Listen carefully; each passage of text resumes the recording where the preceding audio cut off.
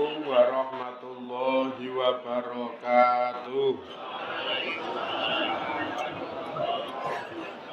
Bismillahirrahmanirrahim. Bi husni hadhihi niyah li ibtigha'il ulumi nafi'ah wa ibtigha'i mardatillahi ta'ala wa rahmatihi fid dunya wal akhirah. Biwasilati wa barakati ta'alumina hadza tafsirul Qur'an. Ya Allah waqdi hawaijana wastajib dungaana ya Allah. Katil Fatihah. A'udzu billahi minasyaitonir rajim. Bismillahirrahmanirrahim. Alhamdulillahi rabbil alamin. Ar-rahmanir rahim. Maliki yaumiddin. Iyyaka na'budu wa iyyaka nasta'in. Ihdinas siratal mustaqim. Siratal ladzina an'amta 'alaihim ghairil maghdubi 'alaihim waladdallin. Amin. Ngaturaken pawartos lelayu.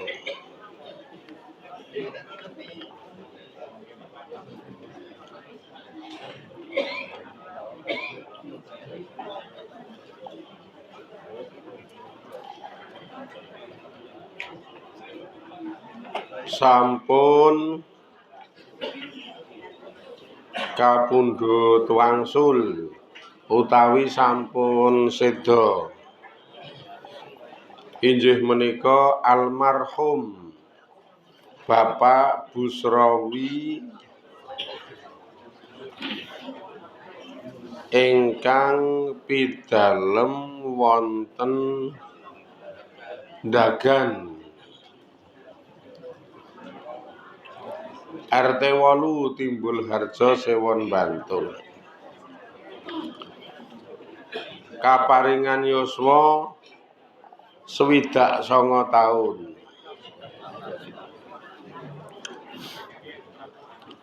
Seda kala dinten Selasa tanggal gangsal Mei wanci jam 19 utawi jam 7 dalu wonten Rumah Sakit Panembahan Senopati.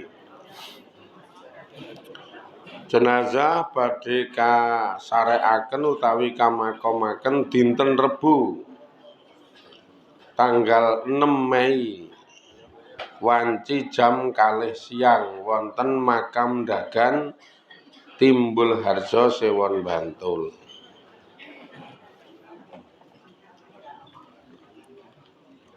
Lan mbok bilih kula panjenengan sedaya mboten wonten alangan setunggal punapa sakmangke siang wanci jam 2 estu sedaya waris ahli waris mawantu-wantu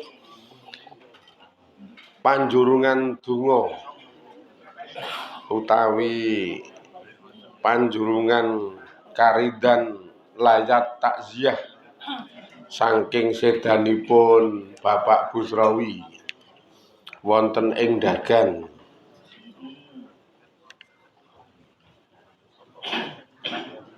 Lan niki mangke badha ngaji sareng-sareng nyolataken jenazahipun almarhum Bapak Busrawi.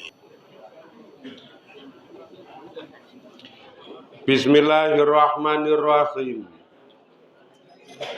Ae tegese wakana ana apa hukmu Maliki Misra, hukume Ratu Mesir utawa Raja Mesir fisariki ing dalem wong kang nyolong iku ayat riba utawa ayut roba yen to digebuk dipukul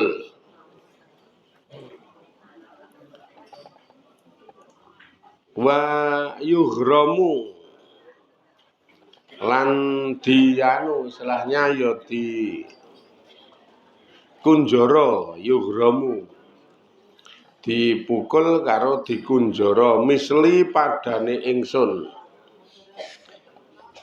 kimatal masruki hale padha regane colongane utawa padha regane kang dicolong.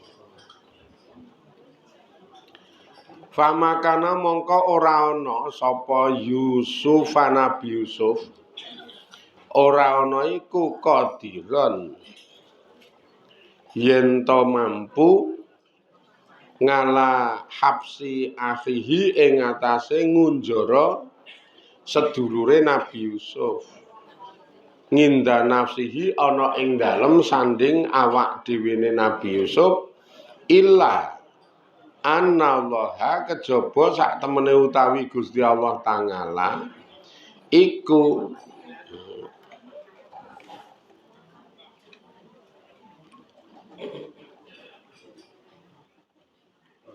kadiluhu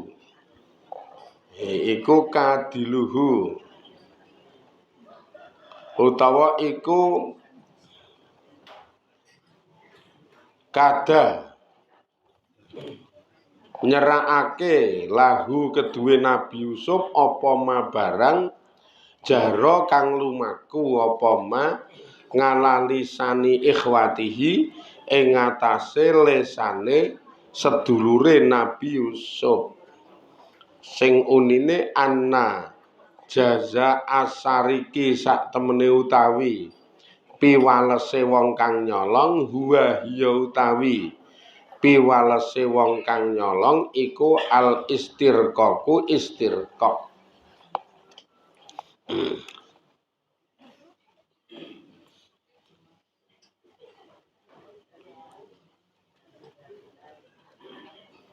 Iki gek neng Mesir sing jenenge hukum raja Mesir terutama kanggo wong sing do nyolong-nyolong niku digebuk utawa dipukul. Dipukul ping pira ngono. Hukume wong sing nyolong niku. Bar kuwi di kunjara di anu istilahnya kunjarane ora kunjara biasa. Nek lafate yughramu ngono dikerem misli padane ingsun. Setara barang sing dicolong iku wis enten aturane nyolong semene hukumane kaya ngene iki ngeten niku. Kek Nabi Yusuf nek kon memberlakukan hukum kuwi nggo Bunyamin ya ora tegel. Nah Bunyamin kakangne di nek kon ngunjara Bunyamin waduh ora iso kok ya. Ora mentolo, ora tega. Beda awake dhewe seneng wong terus lemahe karo saweke dipek ya nek awake dhewe. Ngen-ngene ora apik.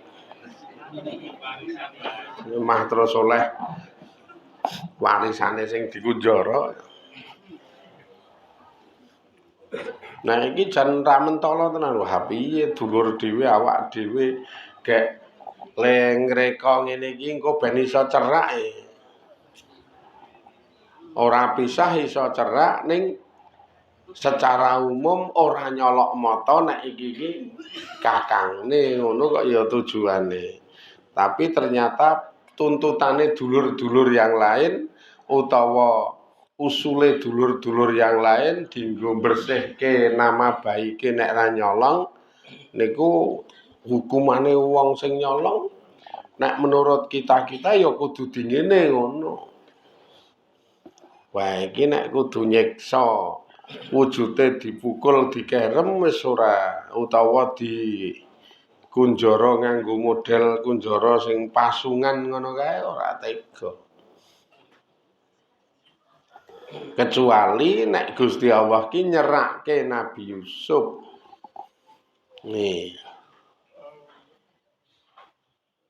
Nyerake Nabi Yusuf nganggo apa sing lumaku ing ngatasé usulane sedulur-sedulure Nabi Yusuf. Bahwasanya piwalese wong sing nyolong niku istirqaq. Istirqaq niku dianu napa jenenge raka didadekke budak niku. Istirqaq niku. Rikun iki wong sing nyolong ki hukumane pokoke didadekke budak.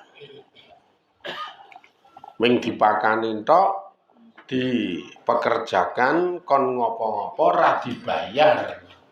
Pokoke ming urip melu ning kudu temandang gawe. Budak itu rak salah satu kriteriane melu neng kono dipekerjakan pokoke dadi tandang gawe apa wae mengkur dipakani ora oleh nendi-nendi tur ora oleh bayar. Mula sanepane nika wah aku mengkur diperbudak ngono niku lho. Nek wong domong diperbudak iki kur kon temandang ra ana upahe karo ra ana regane. Dadi nek definisi diperbudak iki ngono kuwi. Kur kon temandang ra kon iya srakek apa-apa ra oleh nendi-nendi, engko upamane nendi-nendi ming teko dijak karo juragane nek ora wis nang jero omah metuwe ra oleh. Kaya temandang gawe.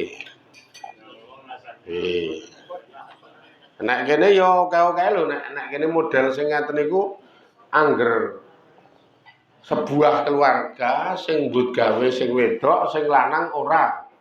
Iki kok ketoke sing lanang kaya budak iki kene kene. Oke-oke ngaten niku angger muni sing wedok sing mbut gawe pinter golek dhuwit, sing lanang ora. Iki sing lanang persis kaya budak iki kok. Ming kon nang omah undal-undul tandang gawe ora oleh nendi-nendi, ora oleh bayar. Oleh duit we ya ming engko nek anu sing wedok mlompok. Sing wedok ra mlompok ya ora ana duit. Sing wedok agi mlompok kae nyo nggo cekel-cekel bahasane kur nggo cekel-cekel. 22.000. Wah, mesake nek sing ngono kuwi. Nah, makane wong lanang ki netepi aturane Gusti Allah kok ya sing gentle, qawamuna 'alan nisa. Jumenenge ngatasé bojo wadone salah satu tafsire ya goleke cukupe butuh, goleke sandang pangan ngono kae lagi gagah ning nek kur lho karek sepakat apa ora? Nek disepakati gandeng aku sing mbut gawe to, Pak. Wong gaweanku wis mapan. Dilalae sing wedok anu kok ya sekretaris bank kok ya. Mapan. Kowe ra sambut gawe nang omah. Pokoke beresi omah. Beresi omah ki ya ana asah-asah, ana umbah-umbah, ana nyapu ngepel, nata omah komplit. Wis ngono kuwi. Ki kowe kudu sing nang omah, Pak. Nek sing lanang ya wis ra masalah ya ora dosa wong ana kesepakatan. Ana rembug internal ngeten niku jenenge ya ora dosa. Ning engko nek terus cara sing wedok memberlakukan sing lanang ki setengah kaya budak ki terus kemayu karo sing lanang sadet sanyet akon. Gek nadane li akon kuwi nyente barang ngono iki dadi dosa. Karena terus ana makna ora pati menghargai le dadi bojo lanang. Iki kok wong wedok tetep dosa ngunusus utawa durhaka. Lah terus nang omah barang sing wedok agi tenguk sing lanang nang omah sing wedok agi teko langsung bengoke. Tas nang mobil kae dijikuk. Wah. Tas kuwi kon jipoke apa ya abote sepira nek dipikir. Wong tas kok ya kon jipuk. Tobat iki. Karena terus ora sak mestine nek ngoten niku. Dadi rak ya sing sak mestine wae kok terus sing ra sak mestine sing lanang kon temandang. Terus sing wedok tenguk kae, sing lanang dundang. Mas, ngopo iki sepatuku copotke. Wah, iki parah. Iki parah iki nek kon nyopotke sepatu barang parah. Kuwi wis kudu kelas bojo. Nek iki wis kelas-kelas budak tenan nek kuwi ya wong wedok dosa Bu niki. Tetep dosa ya wong wedok niki. Nah iki wae aman wong sing wedok ati anu kere-kere ora pegawe bank ya sing wedok dadi ora bakal wani akon nyopotke sepatu.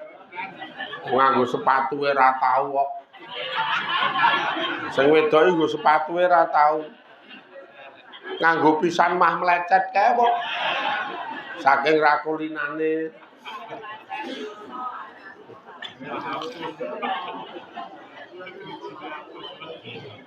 Malah nganggo sepatu rekor-rekor mah melecet. Lah wong cetha sesak kok ya dienggo. Eman-eman dhewe suwe ra dienggo le muni wola ya wis.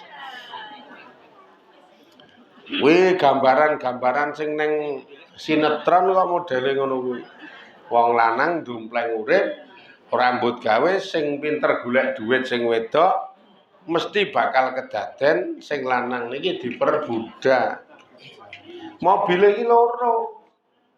Sing siji nggo ngantor sing wedok, sing siji nang omah. Ning ya ora iso nganggo, ora oleh kok ya. Ora waton nganggo dolan lunga ngono ora iso dolan. Nekat meneng-meneng nganggo dolan kok keconangan ambyar kok ya. Cenanangan lancang. Oh bahasane wis rapi nak lancang. Lunga nganggo mobil ora omong. Wah wong bojo dikon omong. Nek sing wedok iki pancen kudu omong, kudu izin, nek sing lanang tak yo ora kudu. Ning gandeng ming dompleng. Ayo wis. Yo ming ngelap-ngelap tok. Di mobil iki ngelap-ngelap tok. Loro ya gak mongko mobil rak ya wis nyemrimih. Kula wis netepi nilai budak wis ra. Ya ming wong jaba ngarani wah kowe jan rambut gawe uripmu penak, omahmu apik. Mobilmu wae loro wis. Jan penuk uripmu wis. Sing mbut gawe bojo wadonmu piye-piye mung karek dicukupi dolan-dolan. Wong ora ngerti lha omong muni dicukupi dolan-dolan. Sing dilokke mrebes mili. Dolan-dolan piye ketoke nang omah apa-apa ana, ning uripe persis kok ning neraka. Jan kok ning neraka ora iso apa-apa wagu kok. Nek metu kur ngepit. Nganggo pit MTB kae nek metu. Nggo jaga citra ngono ming weh. Ha kok metu ngepit, olahraga. Lha muni ngono iki ben sehat padahal ora oleh kok nganggo liyane kuwi. Ana Nmax kuwi ora oleh. Kamangka iso dititeni Nmax ku nggo metu apa ora iki jekleke kuncine utawa dipenyet ngono kae. Utawa bensine karo meterane, kilometerane RPM-e kae. Wo, sing wedok iki nek modal ngono ku telitine setengah modhiak. Teliti banget. Iki kok RPM-e medhun kilometere dadi semene iki minggat nang ndi mau wae.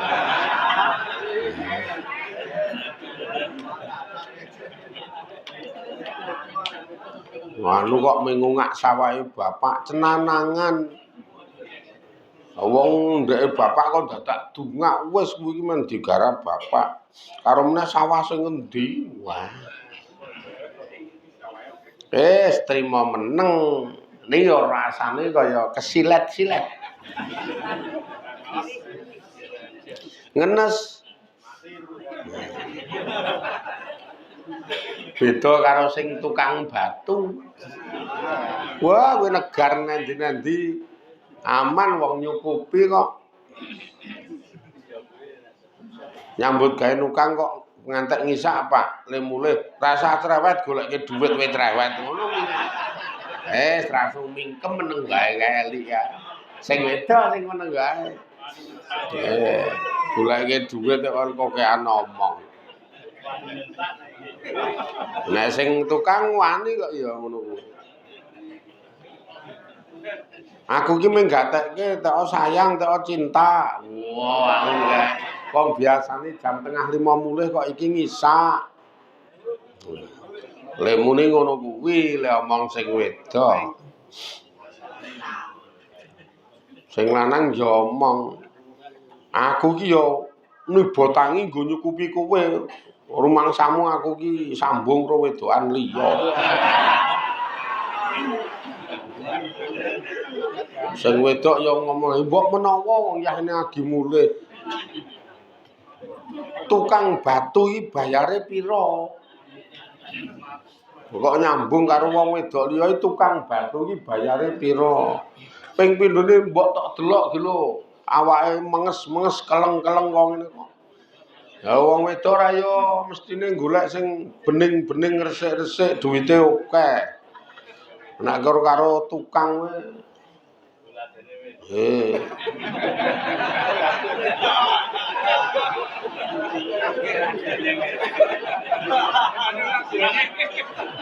Ning yo arep menges-menges keleng-keleng kae yo tetep anu luwih gagah ya. Luwih gagah bangane wong lanang alus lemu nganggur lho. Yo gagah sing keleng-keleng kok yo.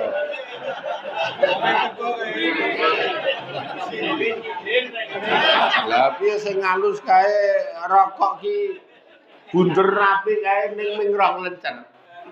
Wong pancen eceran. Sing menges ireng keleng-keleng kae rokok kok gepeng-gepeng. Masalahe tetep bungkusan we disak. Gak nggo temandan. Dadi gagahe le bungkusan arep kok gepeng. Nek sing nganggur alus kae ra gagah ming ecerane.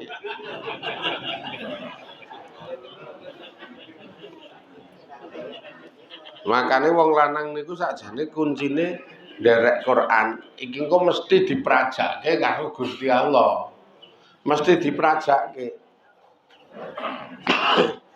Wong Quran iki ra bakal mblusukke kok.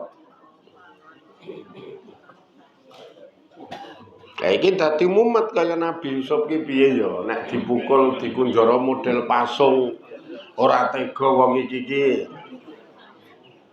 tetep kakangku kecuali nek iki engko diberlakukan hukum wujude didadekke budak. Lah nek didadekke budak cerak terus aman. Qur'ane akhire narfangu darajatim man nasa.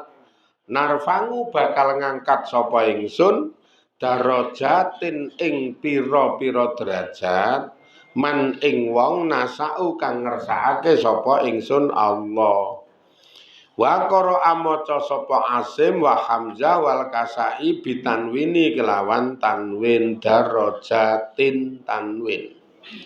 Wal bakuna maca sapa ulama bakun bil idhofati kelawan susunan idhofa mudhof ilaih dadi narfangu darajatiman ora tanwin wong susunane idhofa ae tegese narfangu ngunggahake sapa ingsun Allah nggih rotiban hale pirang-pirang undak-undakan utawa kelawan undak-undakan kasiratan kang akeh ngaliyatan kang luhur minal ngilmi saking ilmu utawa sebab ngerti man ing wong nasau kang ngersakake sapa ingsun Allah rifngahu ing ngunggahake man Gusti Allah janji bakal ngunggahake derajat-derajate wong utawa ngunggahake wong ing pira-pira derajat sing akeh, derajat sing luhur, terutama wong sing ngerti, wong sing duwe ilmu. Lah saka wong sing duwe ilmu dunggahke derajate iki sapa wae lah ya sak kersane Gusti Allah. Ning wong duwe ilmu iki mesti beda karo sing ra duwe ilmu. Derajate urip ning donya wae beda kok. Sing tau ngaji raketan yo ngajine mengkur selenggar-selenggor turu.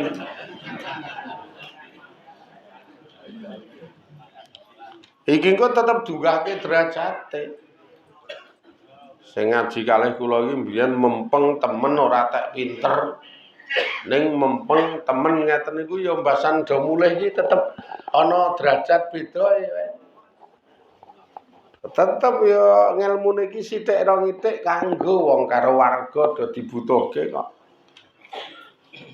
Jenengan iki rak mbiyen tau ngaji mbok ya raketan seminggu pisan, ibu-ibu iki diulang men tambah ngertine ngono terus akhire ngerti ngono kuwi ngumpukke ibu-ibu kae di majelis ibu-ibu raketan seminggu pisan. Ana cacah sing ngono kuwi kae. Ya kamangka mbasan saiki saya suwe kae mlumpuk saya akeh.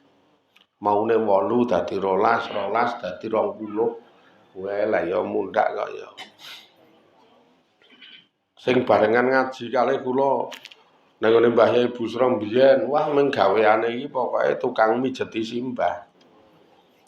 Angger bareng asar kula teka Sorogan arep mulangke kitab Tazhib biyen sing kula wulangke Tazhib karo Bulughul Maram. Mulangke iki ya adep-adepan wong loro, simbah sing nyemak, kula sing maca. Angger kula teka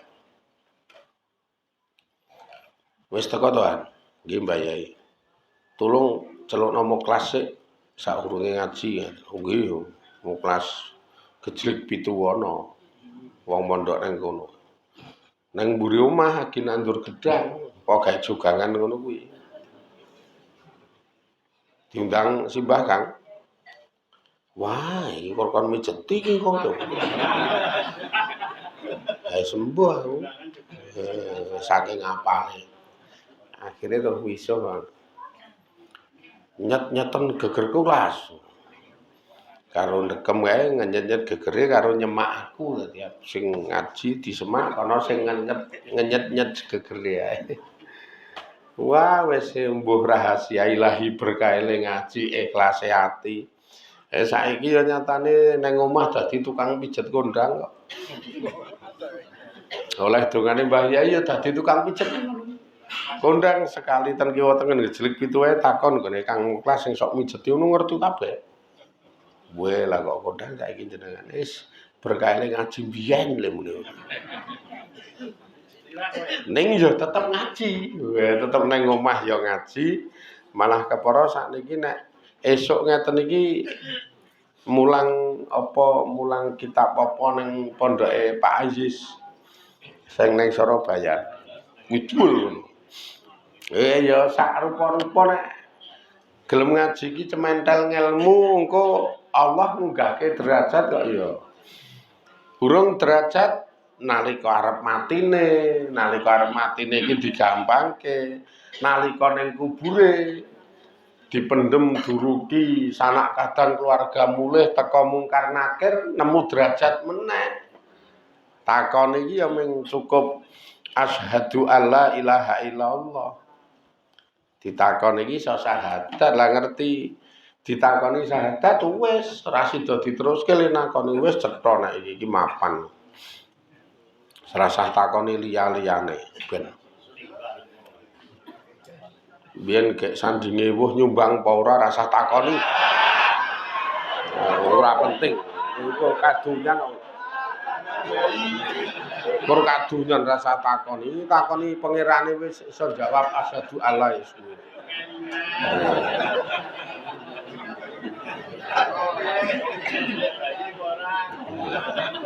Buar kuwi iki ngerti-ngerti malaikate wis rika.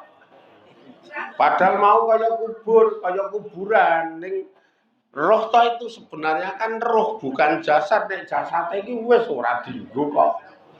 Kuwi kan roh. Nalika malaikat ngomong wis sampean pindah rika ngono kuwi lingak-lingu kae ngerti kaya ana satir to nek nang nggon Tambihul Ghafilin niku diterangke kaya ana satir sing nutup ki ngerti iki mbiyak. Kaya gorden iki kok modele. Nanti mbiyak sebet ngeten niku. Wah, jebul alam luas penuh dengan keindahan sing jenenge Taman Swarga kuwi.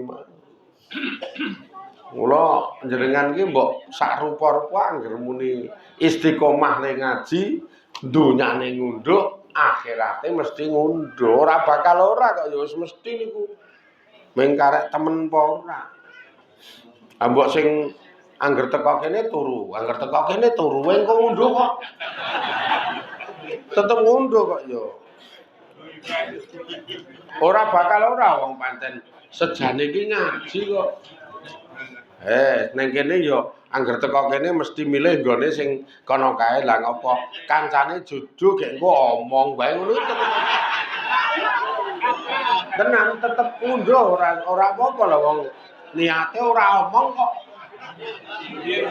Wong nyatane angger mangkat kae ngaji, niate yo ngaji apik. Apik. Apa meneh sing ngayali kiyaine wah. Apik. Wong gatekke tenan nek ora ya ora iso kok ya. Wong gatekke iki. Mula nek iso kabeh ngeyel kok. Wong kuwi gatekke.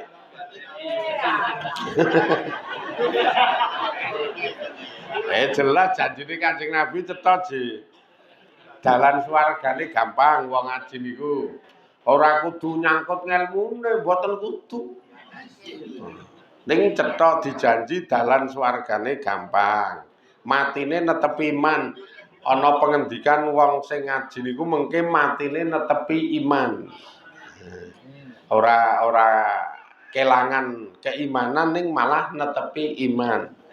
Ora kafir ora genah sing jenenge wong mati netepi iman ki masalahe matine iso syahadat.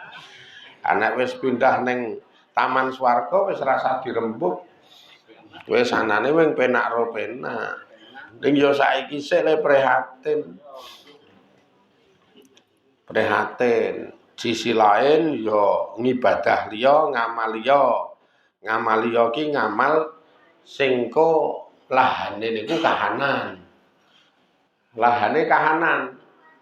Ya apa wae warna-warna kahanan iki. Wong kahanan iki sing ngirim Gusti Allah gek kita sak derma nglakoni ngono kae lho. Nek tiyang sepuh do ngendika, kita ki ming sak derma nglakoni. Lah kuwi njak engko kahanan. Sing ngirimke kita kudu ngene, kudu ngono, kudu piye, kuwi iki tetep Gusti Allah nganggo kahanane.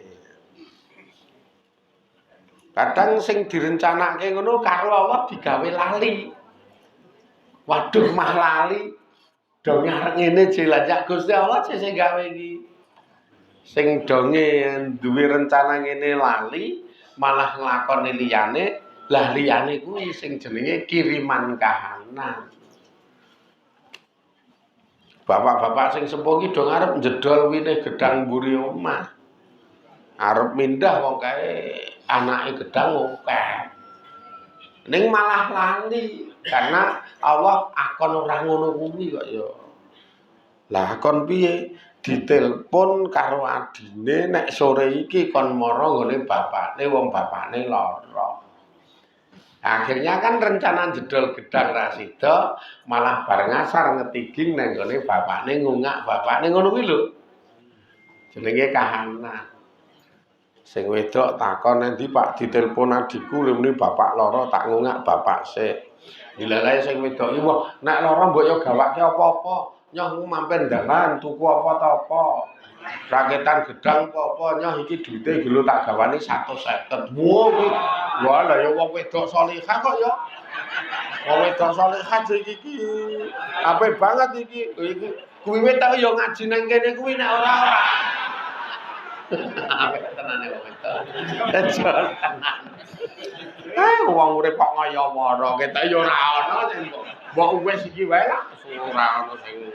Terus ke sesuk muga-muga dadi ridani Allah. Diberkahi Allah, dirahmati Allah, saged istiqomah le ngaji, ayem tentrem atine, sehat waras lahir batine, mulya kubur akhirate. Amin ya rabbal alamin. Ila akhirih wallahu a'lam walhamdulillahirabbil alamin. Assalamualaikum warahmatullahi wabarakatuh.